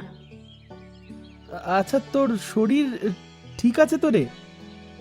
তোকে কেন জানি বড্ড অসুস্থ আর ক্লান্ত মনে হচ্ছে। বাবা, এখনো আমার মুখ দেখেই সব বুঝে ফেলিস বুঝি? শরীর ঠিকই আছে রে, তবে মনের কথা না হয় বাদই দিলাম। সকাল সকাল এসব আলোচনা ভালো লাগছে না। তুই বল, তোর তো স্বপ্ন ছিল স্কুলের চাকরি, শেষমেশ ফ্যামিলি ট্র্যাডিশন বজায় রাখলি তো? ধুর, তার হলো কোথায়? দাদু ছিলেন হেডমাস্টার, বাবা প্রফেসর, আর আমি হলাম গিয়ে প্রাইমারি স্কুল টিচার। বলতে পারিস ডিমোশন হয়েছে। মোটেই নয়, তুই ইচ্ছে করেই প্রাইমারি স্কুলে জয়েন করেছিস আমি জানি। তুই তো ছোটদের সঙ্গে মিশতে খুব ভালোবাসতিস। আচ্ছা, তোর বউ মানে ওয়াইফ কি করে? হাউসওয়াইফ নাকি চাকরি বাকরি কিছু? কি জানি সে কি করে। মানে এ আবার কেমন কথা? মানে এখনো তো বিয়েই করিনি অনু, মানে অনন্যা, এখন আমি বিয়ে করিনি রে। তাই বলতে পারবো না সে এখন দুনিয়ার কোথায় কি করছে। No clue. সে কি রে, বিয়ে করিসনি কেন? অনেকগুলো বছর তো কেটেই গেল। হ্যাঁ,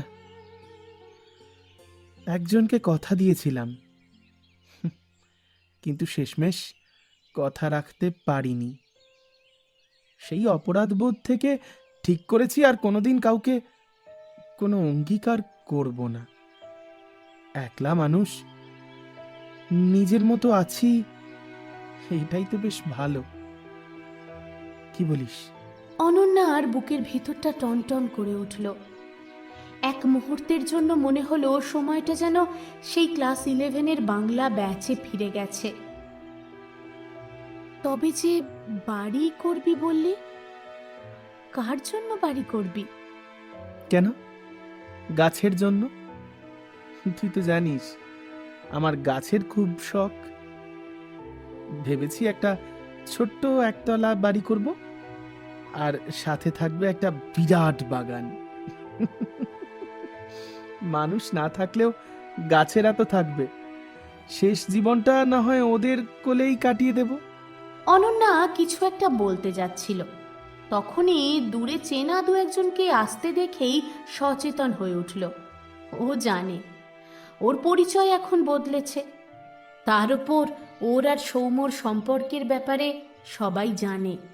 এখন ওদের দুজনকে একসঙ্গে গল্প করতে দেখলে আবারও বিভিন্ন কথা রটবে।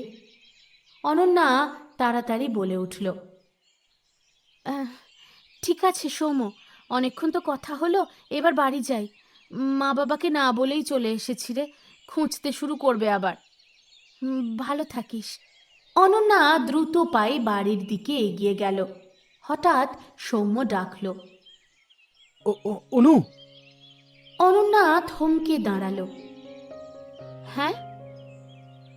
একটা কথা বলবো না, মানে যদি কিছু মনে না করিস তাহলে বলতে পারি আর কি। না না, বল। তোকে কিন্তু এখনো সেই সুচিত্রা সেনের মতোই লাগে রে অনু, কিন্তু চোখের নিচের এই কালিটা তোর ব্যক্তিত্বের সঙ্গে একদম যাচ্ছে না। একদম নিজের খেয়াল রাখিস না না তুই? নিশ্চয়ই বড্ড অবহেলা করছিস নিজেকে। অনন্যা কয়েক সেকেন্ড চুপ করে মাটির দিকে তাকিয়ে রইল, তারপর সরাসরি সৌম্যর চোখের দিকে তাকালো। ওর চোখ দুটো তখন জলে চিকচিক করছে। সৌম্য, আমাদের মধ্যে একটা সম্পর্ক ছিল, আজ যেটা নেই, কিন্তু বন্ধুত্বটা তো এখনো বেঁচে আছে। আমি আমি তোকে আজও যা যা বলতে পারি, হয়তো খুব কাছের মানুষদেরও সেগুলো বলতে পারবো না। আচ্ছা, আমরা কি একবার দেখা করতে পারি? মানে এই আমাদের এলাকার বাইরে কোথাও, যেখানে কোনো মানুষের চোখ আমাদের বিচার করবে না। আমার নাম্বারটা সেভ করে নে। আমি এখনো দিন দশেক এখানেই আছি। যখন তোর মনে হবে আমার সঙ্গে কথা বলাটা প্রয়োজন, একটা ফোন করিস। যেখানে বলবি না হয় আমি পৌঁছে যাব, কেমন? অনন্যার চোখ দিয়ে এক ফোঁটা জল গড়িয়ে পড়ল। ও নিজের ফোনটা সৌম্যর দিকে বাড়িয়ে দিল। সৌম্য ফোনটা নিতে গেল, তখন অনন্যার রুক্ষ শুষ্ক আঙুলগুলো ওর হাত স্পর্শ করল। সেই অদ্ভুত ঠান্ডা স্পর্শটা সৌম্যর মনেও কেমন একটা উত্তেজনা ছড়িয়ে দিল। বারবার মনে হতে থাকলো, মেয়েটা ভালো নেই, ভালো নেই।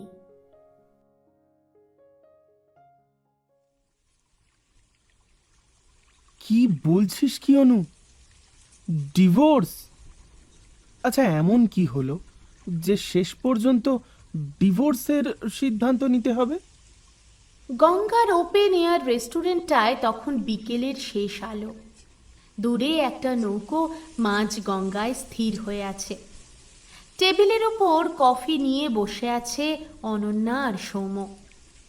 অনন্যা নিজের ডিভোর্সের কথাটা সৌম্যকে জানাতেই সৌম্য যথেষ্ট অবাক হয়েছে।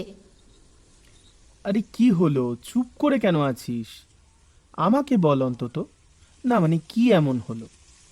আমি যতদূর শুনেছিলাম তোর হাজব্যান্ডের বিজনেস তো বেশ ভালোই চলছে, তোদের ফ্যামিলিও বেশ সম্ভ্রান্ত। এমন সচ্ছলতা ছেড়ে হঠাৎ করে কেন? না মানে ভালো পরিবার। ভালো পরিবার হলেই কি ভালো মানুষ হয় সৌম্য? আর টাকা থাকলে কি শান্তি আসে? বিশ্বাস কর, আমি জীবনে সুখ নয়, একটু শান্তি চেয়েছিলাম। তুই তো জানিস এই বিয়েটা আমার ইচ্ছের বিরুদ্ধে ছিল, তবুও চেষ্টা করেছিলাম, সব দিক দিয়ে মানিয়ে নিতে চেয়েছিলাম। কিন্তু মানিয়ে, না মানে মানিয়ে নেওয়ার প্রশ্ন তো উঠছেই না অনু। যেখানে ভালোবাসা থাকে সেখানে মানিয়ে নেওয়া শব্দটা আসার তো কথা নয়। আসলে বোঝাপড়া আর মানিয়ে নেওয়ার মধ্যে সূক্ষ্ম একটা পার্থক্য আছে রে। একটার মধ্যে থাকে একে অপরকে শ্রদ্ধা করার ব্যাপার, আর অন্যটা হলো অপর দিকের মানুষটার ওপর জোর করে কিছু চাপিয়ে দেওয়া। আমি আমি ক্লান্ত হয়ে গেছি সৌম্য। এই সংসারের জাঁতাকলে আমার সমস্ত ভালো লাগা মন্দ লাগাগুলো হারিয়ে গেছে। আমার গান, আমার লেখা, আমার সাজগোজ, আমার পড়াশোনা সবই আজ গৌণ। মুখ্য হয়ে দাঁড়িয়েছে শুধু সবার মন রক্ষা করে চলা। সারাদিন শুধু এক চিন্তা, কে কিভাবে ভালো থাকবে, কার কখন কি লাগবে। ছোটবেলায় বাবা মায়ের স্বপ্নকে গুরুত্ব দাও, বিয়ের পর স্বামী শ্বশুর বাড়ির। নিজের ইচ্ছেগুলো যে কখন ডাস্টবিনে জমা দিয়ে দিয়েছি টেরও পাইনি। ও, বুঝতে পারছি। আচ্ছা, তাহলে তোর মানে সন্তান, মানে একটা বাচ্চা টাচ্চা হলে কি পরিস্থিতিটা একটু সহজ হতো না? হয়তো জীবনের একটা উদ্দেশ্য খুঁজে পেতি। প্লিজ সৌম্য, তোর কাছ থেকে অন্তত এই কথাটা আমি আশা করিনি। একটা সুন্দর পৃথিবী বা একটা সুন্দর পরিবেশ উপহার দেওয়ার ক্ষমতা কি আমার আছে? একটা নিষ্পাপ প্রাণকে এই নরকে নিয়ে আসবো, আর সে রোজ দেখবে তার মা বিছানায় মুখ লুকিয়ে কাঁদছে? নিজের অস্তিত্ব বিলীন করতে করতে নিজেকে শেষ করে দেওয়া এক মাকে দেখে ও সুস্থভাবে বড় হতে পারবে? আমি বুঝতে পারছি তোর শ্বশুর শাশুড়ির সেবা বা বাড়ির কাজ নিয়েই এত সমস্যা, নাকি নাকি তোর কেরিয়ার নিয়ে কিছুভাবে বাধা দিচ্ছে ওরা? তুই কি তোর হাজবেন্ডের সাথে খুলে কথা বলেছিস কখনো এই ব্যাপারে? হাজবেন্ড? হাসালি সৌম্য? পুজোয় 4টে দামি শাড়ি কিনে দেওয়া, মাসে মাসে হাত খরচা দেওয়া, প্রতি রবিবার ডিনার করতে নিয়ে যাওয়া, এই করলেই কি ভালো হাজবেন্ড হওয়া যায়? এভাবে সম্পর্ক থাকে না রে সৌম্য। তুই তুই তাহলে এখন কি চাইছিস? মানে তোর কি মনে হয় যে তোর হাজবেন্ড তোকে ভালোবাসে না? বাসে হয়তো, তবে ওর ভালোবাসাটা একটু অন্যরকম। দামি উপহার দেওয়া আর অফিস পার্টিতে নিয়ে গিয়ে সবার সাথে আমার ওয়াইফ বলে পরিচয় করিয়ে দিয়ে নিজের ইগো সন্তুষ্টি করাটাই যদি ভালোবাসা হয় তাহলে বাসে। কিন্তু বিশ্বাস কর সৌম্য, এমন খাঁচায় বন্দি ভালোবাসা আমি চাইনি। আমি চেয়েছিলাম এমন একজনকে যার সঙ্গে গঙ্গার ঘাটে বসে আমি 10 টাকার ঝালমুড়ি ভাগ করে খাবো, যার সঙ্গে মেঘলা দিনে ঘর থেকে বেরিয়ে কোনো এক অচেনা পথে হাঁটবো, ভিজবো, যাকে প্রাণ খুলে গান শোনাবো, আর যখন খুব ক্লান্ত লাগবে নিশ্চিন্তে তার কাঁধে মাথা রেখে স্বস্তির একটা নিঃশ্বাস ফেলবো। তার জন্য কি খুব দামি শাড়ি, এসি, গাড়ি এসবের প্রয়োজন হয় সৌম্য? আমার চাওয়াটা তো খুব সামান্য ছিল। শুধু চেয়েছিলাম আমার ইচ্ছেগুলোর যেন একটু দাম দেওয়া হয়। একজন মানুষ হিসাবে বাঁচতে চাওয়াটা কি খুব অপরাধ? সৌম্য কি বলবে খুঁজে পেল না। আজকে দাদুর কথাগুলো আবারও মনে পড়ছে। অনন্যা আর ওর ভালোবাসার কথা কোনোদিনই চাপা ছিল না। একই পাড়ায় ওদের বাড়ি, একদম শুরুর বাড়িটা অনন্যাদের আর একদম শেষ বাড়িটা সৌম্যদের। ছোটবেলায় মাকে হারিয়ে বাবার কাছেই মানুষ হচ্ছিল সৌম্য। তারপর হঠাৎ করে কি যেন হয়ে গেল, বাবা কোথায় যেন হারিয়ে গেল। তারপর থেকে অবিনাশবাবু মানে ওর দাদু আর ওদের স্কুলের প্রাক্তন হেডমাস্টার, তার কাছেই মানুষ হয়েছে সৌম্য। দাদুকে ছাড়া এই পৃথিবীতে সৌম্যর কেউ নেই, তাই দাদুর কথাই ওর কাছে শেষ কথা। আজ আবারও মনে পড়ে যাচ্ছে দাদুর বলা সেই কথাগুলো, আর সেই সঙ্গে অনন্যার মা সবিতা দেবীর কথাগুলো। সেদিন নিজেকে বড্ড নিরুপায় মনে হয়েছিল সৌম্যর। আজ এই গঙ্গার ঘাটে বসে বসে অনন্যার যন্ত্রণার কথা শুনতে শুনতে সৌম্যর নিজেকেই দোষী মনে হলো। তোর কথাগুলো শুনতে শুনতে নিজেকেই বড় অপরাধী মনে হচ্ছে রে অনু। আমি তো ভাবতাম টাকা পয়সা, সচ্ছলতা এগুলো থাকলেই বোধহয় জীবনটা গুছিয়ে নেওয়া যায়। তোর এই অস্তিত্বের সংকট আমি হয়তো না কোনোদিন কল্পনাও করতে পারিনি। কি করে পারবি বল? তোর মনে হয়েছিল যে বিয়ে হয়ে গেছে মানেই থিতু হয়ে গেছে, তার খাট বিছানা গয়না আছে মানেই সে সুখে আছে। কিন্তু সৌম্য, একটা পোষা পাখিও তো সোনার খাঁচায় সব পায়, তাহলে শুধু আকাশের দিকে তাকিয়ে থাকে কেন? আশিসের কাছে আমি ওর একটা প্রপার্টি ছিলাম, ওর বাড়ির ডেকোরেশন। ও যখন ইচ্ছে হাত বাড়িয়ে আমাকে নিজের কাছে টেনে নিত। আমার শরীরের ওপর ওর অধিকার, কিন্তু আমার মনের খোঁজ নেওয়ার কোনো প্রয়োজনও কোনো দিন বোধ করেনি। তুই কি জানিস, একটা মানুষের পাশে শুয়েও নিজেকে সব থেকে বেশি একা মনে হওয়ার অনুভূতিটা কেমন? এটা তো এক ধরনের মানসিক মৃত্যু অনন্যা। কিন্তু এই লড়াইয়ে তুই যখন নামবি, সমাজ তো তোকে নানাভাবে দোষ দেবে, বলবে সবই তো ছিল, তবে কেন বেরোচ্ছিস? তোর কাছে সেই সমস্ত কিছুর কৈফিয়ত আছে তো? হ্যাঁ আছে, আবার নেইও বলতে পারিস। আমি কাউকে কৈফিয়ত দিতে চাই না। এবার আমার যেটা ঠিক মনে হবে আমি সেটাই করব। কিন্তু এই রাস্তাটা কিন্তু খুব কঠিন রে অনু। তুই যদি চাস আমি তোর পাশে সবসময় থাকি, আমি থাকতে পারি। তুই একা কি পারবি এই ঝড়ঝাপটা সামলাতে? না সৌম্য, আমি নিজের এই পথটা একাই পেরোতে চাই। এই মুহূর্তে আমার আত্মবিশ্বাসের খুব প্রয়োজন। সারা জীবন কাউকে না কাউকে অবলম্বন করতে করতে আমি ক্লান্ত। এবার আমি নিজের মতো করে মাথা তুলে দাঁড়াতে চাই। তুই যে এতক্ষণ জাজমেন্ট ছাড়া আমার কথাগুলো শুনলে, এটাই আমার কাছে অনেক বড়। না হলে সত্যি বলছি রে, বড় দম বন্ধ হয়ে আসছিল। তোর কথা শুনে মনে হচ্ছে তুই হাজব্যান্ডের থেকে কোনো ফাইন্যান্সিয়াল দাবি করবি না, তাই তো? আর টাকা পয়সা নিয়ে তোর কোনোদিনই খুব একটা আগ্রহ ছিল না, সেটা তো জানি। কি ঠিক বলছি? ওর কাছ থেকে আমি কানাকড়িও চাই না। তবে হ্যাঁ, বিয়ের সময় এই বাড়ি থেকে যা যা নিয়ে গেছি সেগুলো সব আমি ফেরত নিয়ে আসব। একটা ধুলো ওই বাড়িতে রেখে আসব না। আর যেদিন ওই দরজা দিয়ে বেরিয়ে আসব, সেদিন আমার সঙ্গে হওয়া প্রতিটা অন্যায়ের হিসেব আমি সবাইকে জানিয়ে তবে বেরোবো। আচ্ছা সত্যি করে বলতো অনু, ওরা কি তোকে কোনোভাবে ফিজিক্যাল টর্চার বা ওই জাতীয় কিছু করতো? লুকিয়ে যাচ্ছিস? একটা একটা জিনিস দেখবি সৌম্য? অনন্যা উঠে এসে সৌম্যর ঠিক পাশের চেয়ারটায় বসল। তারপর দ্রুততার সঙ্গে ওর শাড়ির একটা অংশ পেটের ওপর দিক থেকে খানিকটা তুলে ধরল। সৌম্যর চোখের সামনে মুহূর্তের জন্য অনন্যার ফর্সা পেটটা উন্মুক্ত হয়ে গেল।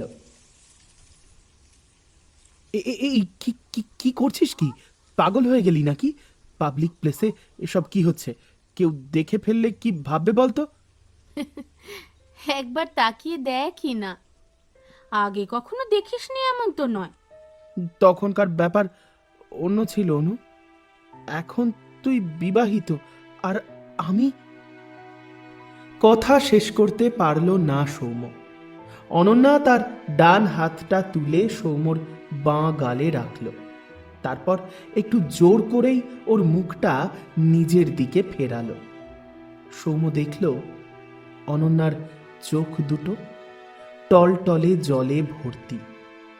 তুই না বলেছিলি আমার যন্ত্রণার ভাগ নিবি? এখনো পর্যন্ত এই যন্ত্রণার ভাগ আমি কাউকে দিইনি, শুধু তোকে দিতে চাইছি। নিবি না? অনন্যা এবার নিজের দৃষ্টিটা নিজের পেটের দিকে নামালো। ওর দৃষ্টি অনুসরণ করে সৌম্য চোখ নামাতেই দেখল এক বিভৎস দৃশ্য। অনন্যার পেটের ওপরটা কুৎসিতভাবে নীলচে কালো হয়ে আছে। কালশিটেটা এতটাই গভীর যে চামড়ার রংটাই চেনা যাচ্ছে না। সৌম্যর হাত পা যেন এক নিমেষে ঠান্ডা হয়ে গেল। এসব কি কি হয়েছে এখানে? পড়ে গিয়েছিলি কোথাও? টেবিলের কোনায় নাকি? না মানে এতটা কালো কিভাবে হয়? পড়ে যাওয়ার বা চোট লাগার এটা নয় সৌম্য, এটা একটা স্মৃতির অবশেষ। আসলে একদিন ওর একটা দামি লিনেন শার্টে বেশ খানিকটা লিপস্টিকের দাগ লেগেছিল। আমি ওটা কাচতে দিয়েছিলাম, কিন্তু আমি তো জানতাম না যে ওই লিপস্টিকের দাগটা ওর কাছে অন্য কারোর সাথে কাটানো কোনো একটা পবিত্র মুহূর্তের স্মৃতি। তাই ও যখন শুনলো শার্টটা পরিষ্কার হয়ে গেছে, তখন প্রচন্ড বিরক্তিতে আর নেশার ঘোরে নিয়ন্ত্রণ হারিয়ে এই সামান্য ভুলটা করে ফেলেছে আর কি। ভুল?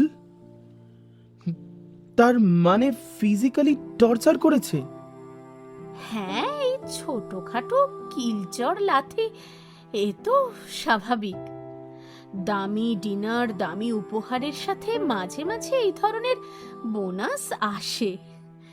এই কালশিটিটা তো শরীরের ওপরে দেখা যাচ্ছে, কিন্তু যে কালশিটিটা মনের ওপরে রোজ রোজ পড়েছে, সেটা তোকে কি করে দেখাবো সৌম্য?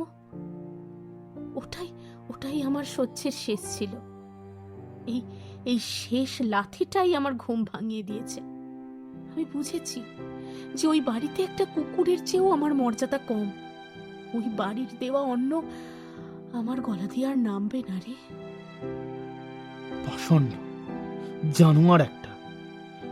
তুই এত কিছু সহ্য করে এতদিন একা একা ছিলি, একটা কথাও কাউকে জানতে দিসনি? সামান্য হেসে আবারও নিজের জায়গায় গিয়ে বসলো অনন্যা, শাড়িটা ঠিক করে নিল।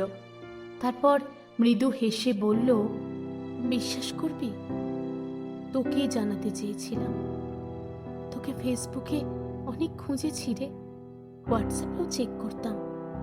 খুব ইচ্ছে করতো তোকে খুলে বলি। তোর মতো বন্ধু তো আর আমার কেউ ছিল না রে, কিন্তু কি করব বল, বড্ড লজ্জা করতো। বারবার মনে হতো আবার যদি রিজেক্টেড হই, আবার কোন মুখ নিয়ে মাথা নিচু করে ফিরে আসবো বল? রিজেক্ট শব্দটা শুনে সৌম্য নিজেকে ধরে রাখতে পারল না। দ্রুত টেবিলের ওপর দিয়ে হাত বাড়িয়ে অনন্যার হাত দুটো শক্ত করে চেপে ধরল। আমি তোকে রিজেক্ট করতে চাইনি অনু, সেই ধৃষ্টতা আমার কোনোদিন ছিলও না। বাধ্য হয়েছিলাম। সেদিন যদি তোর মা।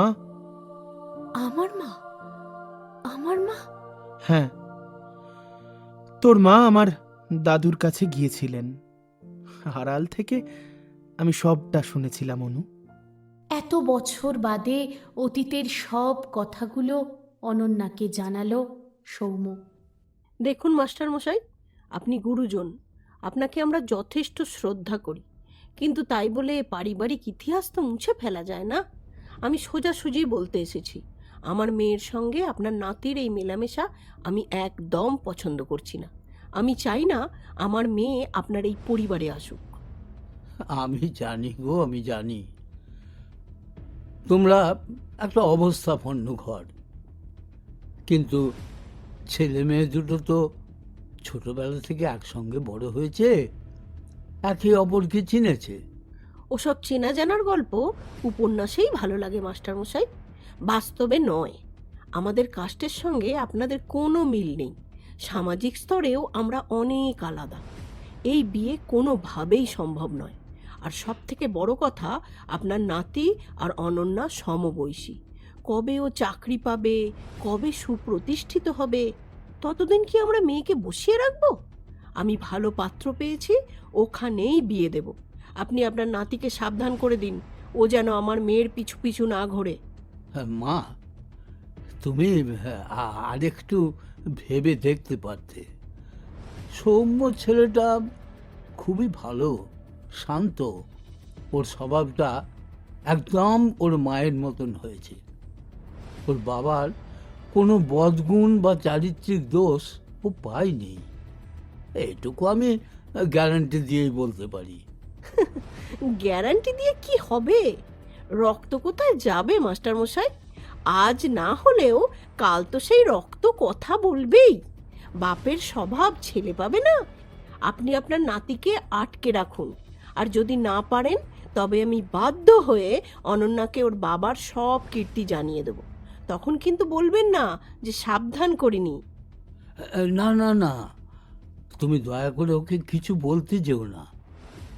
ছেলেটা একদম শেষ হয়ে যাবে।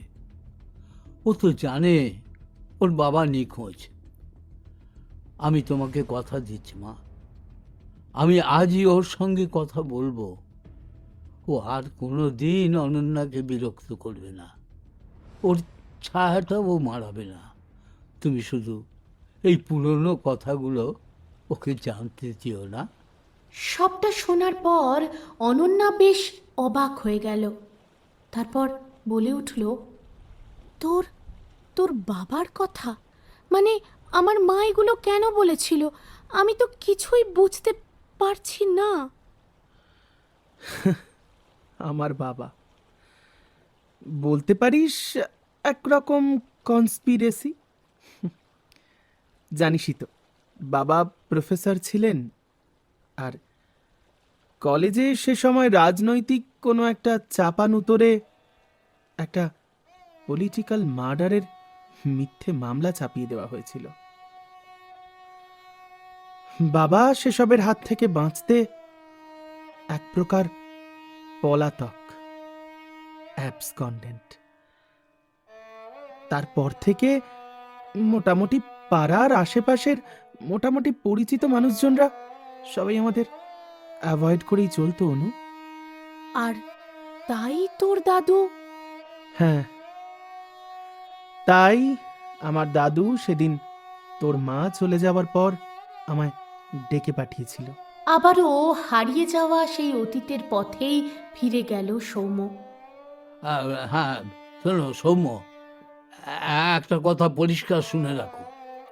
অনন্যাকে যদি বিয়ে করতে চাও তবে এই দাদুকে ত্যাগ করতে হবে।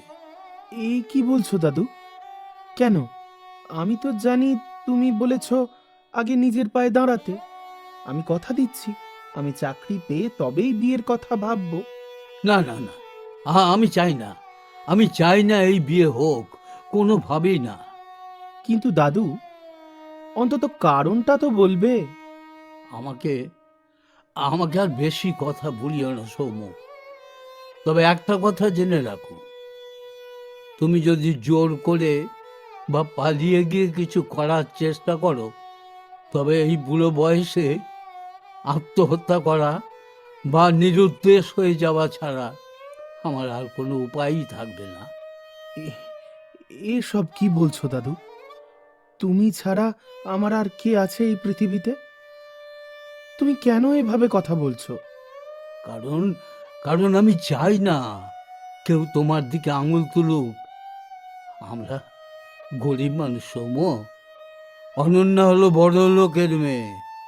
ও কি করে আমাদের এই ভাঙাচোরা পরিবারে এসে মানিয়ে নেবে? আভিজাত্যের লড়াইয়ে তুই হেরে যাবি ভাই। আমি সব জানি দাদু।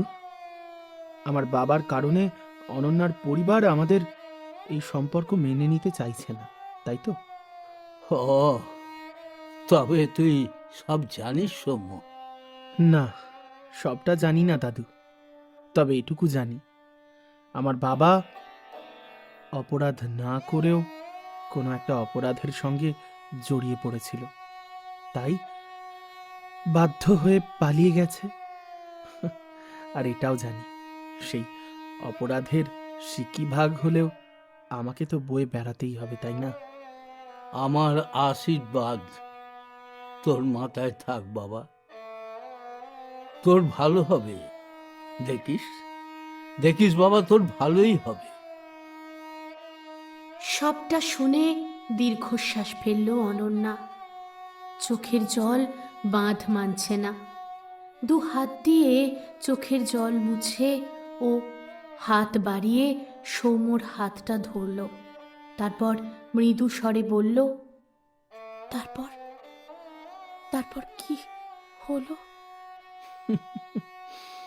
তারপর তারপর তোর বিয়ে হয়ে গেল, আর দাদুও আমায় ছেড়ে চলে গেল। সব দিক থেকে আমি একা হয়ে গেলাম। এই রে, বিদ্যুৎ চমকাচ্ছে। ওয়েদারটা মনে হচ্ছে খারাপ হচ্ছে। চল, ওঠা যাক আজ। কোনো রকমে ছুটে গিয়ে একটা টোটোয় উঠল ওরা। কিন্তু টোটো একদম বকুলতলা অবধি যেতে রাজি নয়। অবশেষে স্টেশন অবধি ওরা যাবে ঠিক করলো।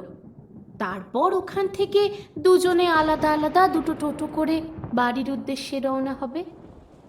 কথা মতো স্টেশনের কাছে যখন ওরা পৌঁছলো, তখন একেবারে বৃষ্টির তাণ্ডব চলছে প্রবলভাবে। আকাশ ভেঙে যেন জল নামছে। স্টেশনের টোটো স্ট্যান্ড থেকে একটু এগিয়েই বাঁদিকে একটা ভাঙা চোরা শেডের নিচে ওরা আশ্রয় নিল, পাশাপাশি দাঁড়িয়ে। কিন্তু ওদের মাঝখানের দূরত্বটা বেশ কয়েক মাইলের। ওদের ঠিক পাশের শেডেই এক কোনায় একটা 18-19 বছরের ছেলে আর মেয়ে দাঁড়িয়ে। ছেলেটা বৃষ্টির ঝাপটা থেকে বাঁচানোর জন্য মেয়েটাকে নিজের দু হাতে আড়াল করে রেখেছে। ছেলেটা ভিজে একেবারে সপসপে, কিন্তু মেয়েটার গায়ে এক ফোঁটাও জল লাগতে দিচ্ছে না সে। সোমু, ওদের ওদের দেখ, কত ভালো লাগছে না ওদের দেখে? কত যত্নে আগলে রেখেছে নিজেদের ভালোবাসা। আচ্ছা, ওরা ওরা যদি জানতে পারে, ওদের পরিবার ওদের সম্পর্কটা মেনে নেবে না? আচ্ছা, কাল যদি ওরা আলাদা হয়ে যায়, ওদের আলাদা বিয়ে হয়, ওদের এই রাতের কথা মনে থাকবে? একটা দীর্ঘশ্বাস ফেলল সৌম্য, তারপর বলল, জানি না রে, সত্যি জানি না। তবে এই মুহূর্তটা ওদের সারা জীবন মনে থেকে যাবে। এই বয়সের ভালোবাসাটা হয়তো মোহ থেকেই শুরু হয়, কিন্তু জানিস তো, তার মধ্যে যে একটা অদ্ভুত নিঃস্বার্থ টান থাকে না, সেটাকে কোনোভাবেই অস্বীকার করা যায় না। হঠাৎ একটা প্রবল বিদ্যুতের চমক। সেই বিদ্যুতের আলোয় সৌম্য পরিষ্কার দেখতে পেল অনন্যার চোখ দুটো জলে ভর্তি। বড় অসহায় দেখালো ওকে। জানিস, আমার না খুব কষ্ট হতো বুকের মাঝখানটায়। প্রথমে মনে হতো আমার বোধহয় হার্টের প্রবলেম, একটা অদ্ভুত সূচ ফোটানোর মতো যন্ত্রণা, দম বন্ধ করা কষ্ট। কিছুতেই কমতো না। তখন তখন আমি কি করতাম জানিস? মনে করতাম সেই দিনগুলোর কথা, যখন আমরা একসাথে কোচিং থেকে ফিরতাম, একসাথে বৃষ্টি ভিজতাম, গঙ্গার ঘাটে ঘন্টার পর ঘন্টা একে অপরের দিকে তাকিয়ে কাটিয়ে দিতাম। আর ঠিক তখনই ম্যাজিক হতো। ঠান্ডা একটা হাওয়া এসে সব যন্ত্রণা মুছে দিয়ে চলে যেত। বৃষ্টির বেগ তখন বাড়ছে। পাশের সেই জেনজি কাপলটা তখন সব লোকলজ্জা ভুলে একে অপরের ঠোঁটে আশ্রয় নিয়েছে। আসলে 18 বছর বয়সটাই তো এমন, যেখানে আবেগের কাছে ভয় একেবারে তুচ্ছ হয়ে যায়। সোমু, আমাকে আগের মতো একবার জড়িয়ে ধরবি? বিশ্বাস কর, বহু বছর হয়ে গেল আমাকে কেউ ভালোবাসেনি। সবাই শুধু নিজের প্রয়োজনে ব্যবহার করেছে। আমি আমি তোর কাছে কিচ্ছু চাই না, আমার কোনো দাবি নেই। শুধু একবার আমাকে তোর বুকের কাছে একটু আশ্রয় দিবি? সমর গলার কাছে একটা দলা পাকানো যন্ত্রণা যেন জ্বলে উঠল। ইচ্ছে করছিল অনন্যাকে একেবারে জাপটে ধরতে, ওর সমস্ত অপমান এই বৃষ্টির জলে ধুয়ে সাফ করে দিতে ইচ্ছে করছিল। কিন্তু ঠিক তখনই সৌম্যর চোখ পড়ল অনন্যার সিঁথির সেই জ্বলন্ত লাল বিন্দুটার দিকে। ওই এক চিলতে সিঁদুর আজ সৌম্যর অধিকার কেড়ে নিয়েছে। সমাজ, নীতি আর মধ্যবিত্ত সংস্কার ওর পা দুটোকে পাথরের মতো ভারী করে দিল। সৌম্যর ইতস্তত ভাবটা অনন্যার চোখ এড়ালো না। ভয় পাচ্ছিস? ভাবছিস জোর করে তোর শান্তিপূর্ণ জীবনে মাথা গলিয়ে দিচ্ছি? ভাবছিস আবার তোর ঘাড়ে চাপবো? না রে সৌম্য, নতুন করে সংসার করার বা দায়িত্ব নেওয়ার মানসিক জোর আমার আর নেই। বৃষ্টি তখন কমতে শুরু করেছে। অনন্যা ছাতাটা খুলে ফেলল। সৌম্য কোনো কথা বলতে পারল না। অনন্যার ঠোঁটের নড়াচড়া দেখল শুধু। অনন্যার কথাগুলো ওর কানে ঢুকলেও মস্তিষ্ক কাজ করছে না। চারপাশটা যেন ধোঁয়াটে হয়ে গেছে। বৃষ্টিটা একটু ধরেছে মনে হয়, জানিস? চল ছাতাটা নিয়ে এগোই, টোটো পেয়ে যাব। তুই কি আরেকটু দাঁড়িয়ে যাবি? সৌম্য তখনও সেই শেডের নিচেই দাঁড়িয়ে। কি বোকার মতো তাকিয়ে আছিস? আরে ধুর, কি ভাবছিসটা কি? আরে আমার মাথা এখন খারাপ হয়ে গেছে, আমার কথা তো সিরিয়াসলি নিস না তো। চল চল চল। অনন্যা জানে সৌম্য বরাবরই এমন, নিজের মনের কষ্টগুলো নিজের মধ্যেই চেপে রাখে। একটা ফাঁকা টোটো পেয়ে অনন্যা উঠে পড়ল।